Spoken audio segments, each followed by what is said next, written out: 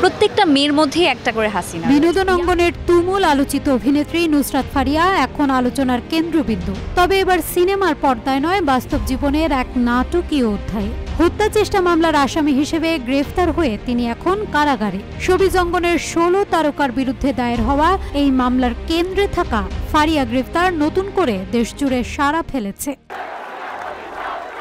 বৈষম্য বিরোধী ছাত্র আন্দোলনের সময় সংগঠিত এক হত্যা চেষ্টা মামলায় গ্রেফতার করা হয়েছে জনপ্রিয় চিত্রনায়িকা নুসরাত ফারিয়াকে। সোমবার সকালে তাকে ঢাকার সিএমএম আদালতে হাজির করা হলে আদালত তার জামিন আবেদন নামঞ্জুর করে কারাগারে পাঠানোর নির্দেশ দেন। একই সঙ্গে আগামী 22 মে জামিন শুনানির দিন ধার্য করা হয়েছে। ঢাকা মহানগর পুলিশের উপকমিশনার মোহাম্মদ তালেবুর রহমান জানান, ভাটারা থানায় দায়েরকৃত একটি মামলা RICL TMX যুগের পর যুগ স্থাপনা থাকে মজবুত। তার বিরুদ্ধে হত্যা চেষ্টার অভিযোগ রয়েছে। রোববার রাতে হযরত শাহজালাল আন্তর্জাতিক বিমানবন্দর থেকে থাইল্যান্ড যাওয়ার সময় ইমিগ্রেশন পুলিশ তাকে আটক করে এবং পরবর্তীতে তাকে গ্রেফতার দেখানো হয়েছে।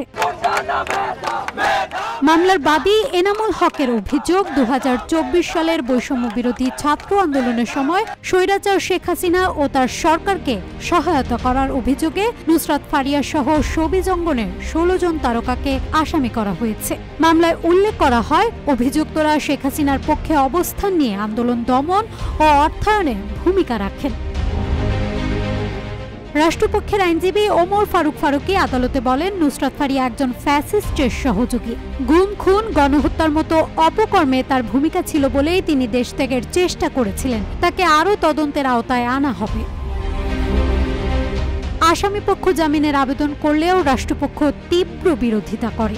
শুনানি শেষে ঢাকার মেট্রোপলিটন ম্যাজিস্ট্রেট সারা ফারজানা হক জামিন নামঞ্জুর করে ফারিয়াকে কারাগারে পাঠানোর নির্দেশ দেন।